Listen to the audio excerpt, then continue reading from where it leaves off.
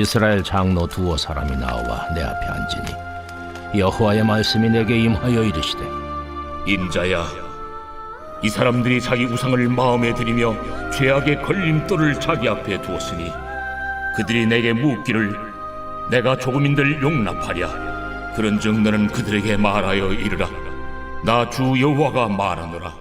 이스라엘 족속 중에 그 우상을 마음에 두리며 죄악의 걸림돌을 자기 앞에 두고 선지자에게로 가는 모든 자에게 나 여호와가 그 우상의 수요대로 보응하리니 이는 이스라엘 족속이 다 그 우상으로 말미암아 나를 배반하였으므로 내가 그들이 마음먹은 대로 그들을 잡으려 함이라.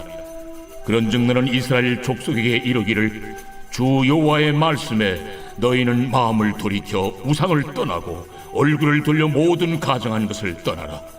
이스라엘 족속과 이스라엘 가운데 거류하는 외국인 중에 누구든지 나를 떠나고 자기 우상을 마음에 들이며 죄악의 걸림돌을 자기 앞에 두고 자기를 위하여 내게 묻고자 하여 선지자에게 간 모든 자에게는 나 여호와가 친히 응답하여 그 사람을 대적하여 그들을 놀라움과 표징과 속담거리가 되게 하여 내 백성 가운데서 끊으리니 내가 여호와인 줄을 너희가 알리라. 만일 선지자가 유혹을 받고 말을 하면 나 여호와가 그 선지자를 유혹을 받게 하였음이거니와 내가 손을 펴서 내 백성 이스라엘 가운데서 그를 멸할 것이라.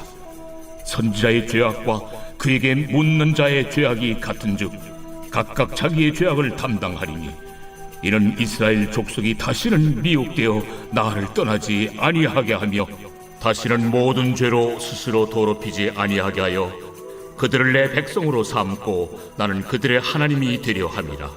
주 여호와의 말씀이니라. 오늘 말씀은 신앙의 정수라는 제목으로 말씀을 전하겠습니다. 오늘 본문에는 이제 에스겔에게 두어 사람의 유다 백성들의 지도자인 장로들이 왔습니다. 그런데 그에 대해서 자기들은 예루살렘이 완전하고 평화롭고 괜찮다는 이야기를 듣고자 하는 마음으로 에스겔을 찾아옵니다. 그에 대해서 하나님께서는 너희 마음속에 우상이 가득하고 그것으로 인해서 오히려 너희가 그 역할을 감당하지 못하고 있다라는 이야기를 합니다. 그래서 오늘 신앙에 있어서 어떤 이야기를 하냐면 내가 내 속에서 바람과 결정을 가지고 주 앞에 나오면 안 된다라는 겁니다. 즉 하나님의 뜻이 무엇이고 하나님의 인도하신 무엇인가를 온전하게 순종하겠다는 마음으로 신앙생활하고 예배의 자리, 기도의 자리에 있어야 되는 것이지 내가 원함이 더 크게 작용하면 안 된다라는 것이죠. 그래서 우리가 신앙생활할 때 보면 종종 그런 경우가 있는 것 같습니다. 말씀을 들을 때나 신앙생활할 때 보면 내 생각과 맞으면 합치하면 아멘하고 아주 좋아합니다. 그러나 내 마음과 다르게 말씀의 선포가 되고 다르면 들으려고 하지 않습니다. 바로 그 모습에 대한 이야기를 하고 있는 것이지요. 그러니까 우리는 신앙생활하면서 듣고 싶은 이야기를 듣는 것이 아니라 주님의 메시지가 무엇을 듣는가 그것을 우선 삼아야 된다라는 것을 이야기합니다. 실제로 그런 경우들이 종종 있기도 합니다. 우리는 안 그런 것 같다라고 생각을 하는데요. 성도들의 실제 면모를 보면 목사님의 설교를 통해서 하나님의 말씀을 듣습니다. 그런데 내 생각과 합치하며 굉장히 좋아하고 은혜 받았다고 합니다.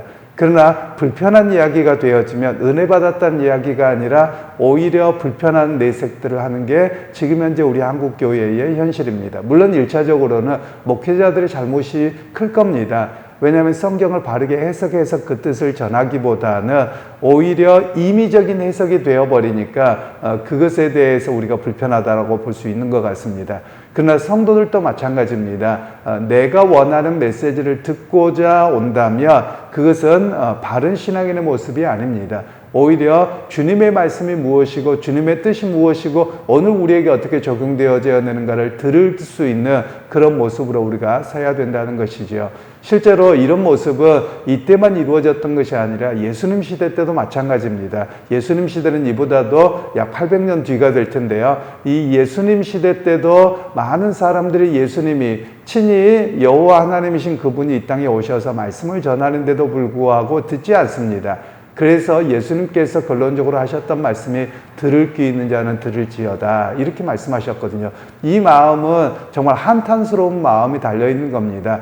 그렇게 이스라엘 백성들이 하나님의 백성이라고 말은 하고 율법을 가까이 하고 제사를 드림에도 불구하고 자기가 듣고 싶은 이야기만 들으려고 하지 진정 주님의 말씀을 들으려고 하지 않고 있음을 이야기하고 있는 것이지요. 바로 오늘 에스겔 선지자에게도 바로 그런 일이 있었음을 이야기를 하고 있습니다.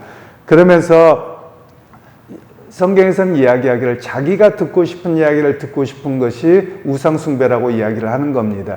즉 그 우상은 무슨 우상이냐? 자기가 우상이죠. 그리고 자기가 생각하는 게 우상이죠. 그게 더 먼저라는 것이죠. 그래서 우리가 신앙생활 해야 되는 게 있습니다. 그게 뭐냐면 내 선입관을 제거하는 겁니다. 우리는 신앙생활 할 때도 내가 경험한 것 또는 먼저 들은 것이 항상 작용을 합니다. 그래서 그것과 합하지 아니하며 불편하거나 또는 어색해서 나오지 않거나 그런 경우들이 정말 많이 있습니다. 물론 가까운 일례로 들자면 우리 찬양에 대한 것도 마찬가지입니다. 우리가 찬양이나 찬송가를 보며 어색한 찬양들이 있습니다. 어색하다는 말은 많이 불러보지 않아서 익숙하지 않을 수 있습니다. 그러면 여러분 어떻게 해야 됩니까? 우리가 거기에서 멈춰버리고 나는 모르니까 안 해. 이렇게 하는 게 바른 모습은 아니죠. 비록 좀 어색하고 잘 모른다고 하더라도 그 찬양의 가사와 곡절을 좀 따라가면서 신앙의 깊이가 무엇이고 어떤 믿음의 고백인가를 받아들이고 영접할 준비가 있어야 됨을 우리에게 말씀하고 계시는 겁니다. 그런 측면에서 신앙이라고 하는 것은 열린 마음이어야지 닫힌 마음 또 내 고정관념이 강해서는 아니 된다라는 이야기를 우리에게 말씀하고 있습니다. 그러면서 하나님께서는 그들에게 말씀하시기를 6절 말씀해 보시면 그런즉 너는 이스라엘 족속에게 이르기를 주 여호와의 말씀에 너희는 마음을 돌이켜 우상을 떠나고 얼굴을 돌려 모든 가증한 것을 떠나라. 즉 신앙의 출발점이 어디에 있느냐라는 것이죠. 신앙의 출발점은 회개에 있고요. 얼굴을 돌이킴에 있습니다. 여기서 얼굴을 돌이킨다라는 말은 내가 평소에 관심을 갖고 내 마음이 다 향해져 있는 것을 이야기하죠. 그래서 신앙이라고 하는 것은 내가 원하고 바라는 것으로부터 돌이켜 회개하고 하나님께 초점을 맞추는 것이 바로 신앙의 출발점이라고 이야기를 하는 겁니다. 이스라엘 백성들 가운데도 하나님을 바라본다고 하지만 실상은 어떤 모습이냐면 자기를 바라보는 게 더 컸던 겁니다. 즉 자기중심적이었다는 것이죠. 그래서 오늘 우리에게 신앙생활하는 것에 중요한 것은 자기중심적이어서는 아니 됩니다. 오히려 주의 말씀이 무엇이고 주의 뜻이 무엇인지에 대해서 나를 내려놓는 것이죠. 그래서 신앙생활할 때 사실 우리가 끊임없이 반복해야 될 게 있습니다. 우리가 소요리 문답에서 1문에 이렇게 말씀하죠. 인간의 제일 되는 목적은 무엇입니까? 인간의 제일 되는 목적은 하나님을 영화롭게 하는 것과 그를 영원토록 즐거워하는 것입니다. 즉 신앙의 중심이 삼위일체 하나님께 있다는 거예요. 그런데 우리 면면의 모습을 보면 신앙의 중심이 나에게 있습니다. 그러니까 내가 은혜 받아야 되고 내가 뭘 해야 되고 내가 계속 나를 강조하고 있거든요. 바로 이 부분이 바뀌어질 때 바른 신앙으로 설 수 있다는 겁니다. 예수님께서 그 예를 보여주셨습니다. 겟세마네 동산에서 기도하실 때 육신으로는 이 잔을 멀리하기를 원하지만 그러나 내 뜻대로 마옵시고 아버지 뜻대로 하옵소서. 이렇게 자기를 내려놓으셨거든요. 자기를 비우셨습니다. 자기 생각을 내려놓으셨고 바람을 내려놓으신 것이죠. 바로 그래서 신앙생활에 가장 중요한 것은 자기 부인이라고 이야기를 합니다. 나는 아니고 주님이 옳습니다. 내 뜻대로가 아니라 주님의 뜻이 옳습니다. 라고 끊임없이 바꾸어가는 것이 신앙의 가장 기본이요 또 정수라고 말할 수 있는 것입니다. 그리고 이제 10절 말씀에는 또 이렇게 이야기하는데요.